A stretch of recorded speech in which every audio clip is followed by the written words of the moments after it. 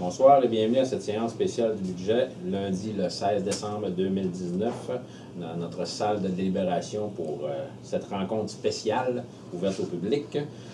Nous aurons l'ordre du jour suivant, en 1, le budget 2020, 1.1, présentation des prévisions budgétaires 2020, 1.2, adoption des prévisions budgétaires 2020, 2, période de questions sur le budget. Est-ce que j'ai une proposition pour l'ordre du jour?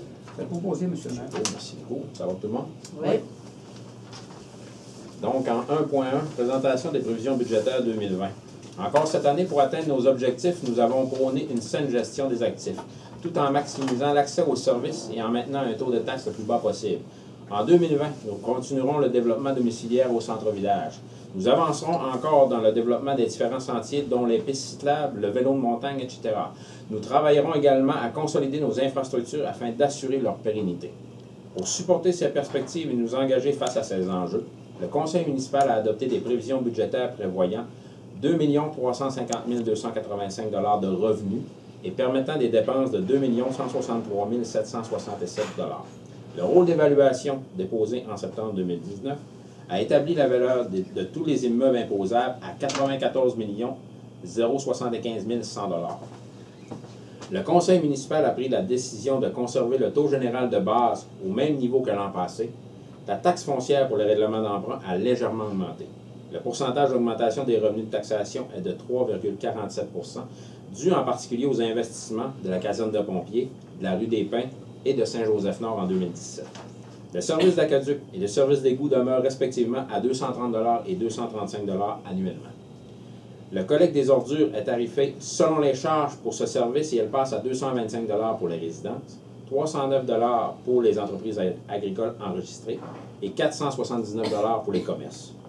Le taux des baux de terrain des maisons mobiles passe à 310 annuellement, une indexation de 3,33 %. Les organismes de loisirs, du sport, de la culture et du patrimoine reçoivent un soutien financier selon les estimés des besoins prioritaires déposés, soit pour le centre des loisirs, 15 335 en revenus estimés, 33 445 en dépenses estimées, donc un besoin prévu de 18 110 $.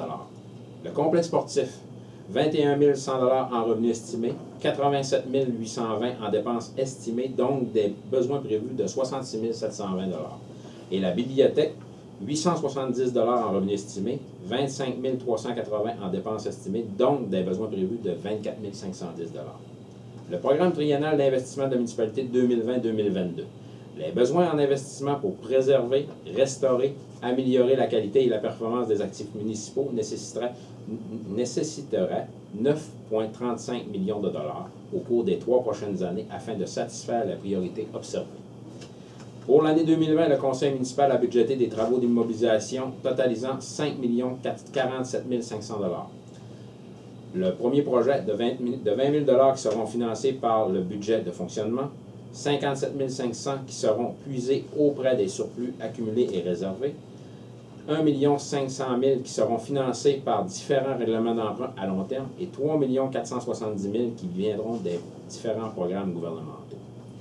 Vous aurez donc nous rendrons disponibles les tableaux de taxation. Vous l'aurez dans votre conseil vous informe et il sera disponible aussi à la municipalité pour ceux qui auront des questions. Ça va me prendre une proposition pour les prévisions budgétaires. Monsieur Allard, ça va pour tout le monde? Oui. Période de questions sur le budget? Pas de questions dans la salle? Donc, ça va me prendre une proposition pour la levée de... on a proposé une proposition étant donné que c'est une spéciale. Donc, c'est M. Serge qui a Oui, adopté. M. Serge qui a adopté. Oui. Il n'y a pas de levée de l'Assemblée. Hein? Donc, tous les points étant écoulés, la levée de l'Assemblée.